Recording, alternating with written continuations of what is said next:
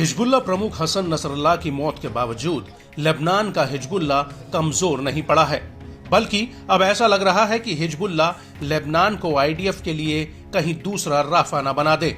वो राफा जिसे आईडीएफ के लिए मौत का जाल कहा गया, जिसमें जो भी इजरायली सैनिक जाता वो मौत के जाल में फंस जाता। जी हां, ये बात हम नहीं कह रहे, बल्कि इजरायल और हिजबुल्ला का युद्ध जिस ओर करवट ले रहा है उसे देखकर ऐसा लगता है कि अब आईडीएफ के लिए हिजबुल्ला को साफ करना आसान नहीं है, बल्कि उल्टा इस शय और मात के खेल में कहीं इजरायल ही चितना हो जाए।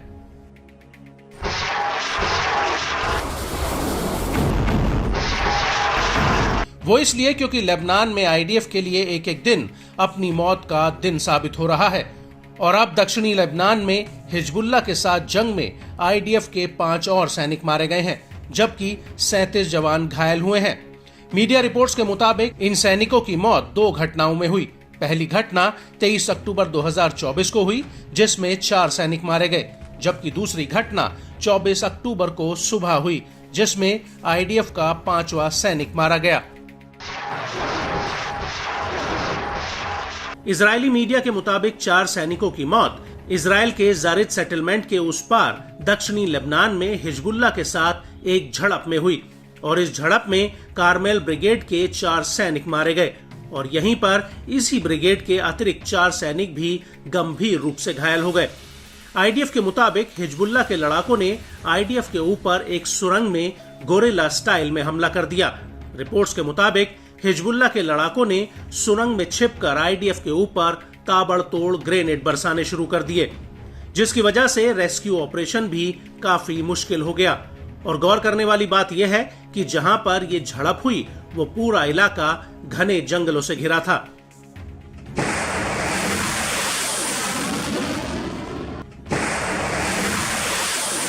इजरायली मीडिया की माने तो 37 में से 30 घायल सैनिकों को सफाद के जीव हॉस्पिटल में भर्ती कराया गया, जबकि बचे हुए 7 जवानों को हाइफा के रामबान अस्पताल में भर्ती किया गया। आईडीएफ का कहना है कि घायलों में 2 अधिकारी भी हैं जो 7वीं ब्रिगेड की 75वीं बटालियन के हैं।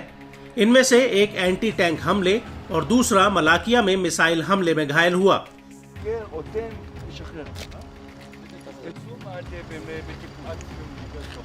यहाँ पर आपको ये भी बता दें कि इन हमलों को लेकर हिजबुल्ला ने बड़ा दावा किया है। हिजबुल्ला का कहना है कि उसने अभी तक आईडीएफ के 70 सैनिकों को ढेर कर दिया है, जबकि 600 सैनिक घायल हुए हैं। हिजबुल्ला के मुताबिक उसने कम से कम 27 मेरकावा टैंक तबाह कर दिए हैं। इसके अतिरिक्त आईडीएफ के 4 मिलिट्री बुलडोजर, 1 आर्मर्ड व्हीकल और 1 एपीसी वाहन भी जंग के मैदान में नष्ट हो गया है। हिजबुल्ला का यह भी दावा है कि आईडीएफ अभी तक फ्रंट लाइन पर लेबनान के किसी भी गांव पर कंट्रोल नहीं कर पाई है। वहीं इजरायल की बात की जाए तो इन हमलों को लेकर आईडीएफ का कहना है कि उसके 4 रिजर्व सैनिक मारे गए हैं और अन्य 6 जवान गंभीर रूप से घायल हुए हैं। मृतकों में एक सैनिक ओकेस कैनाइन यूनिट का था, जिसकी मौत 24 अक्टूबर 2024 को हुई।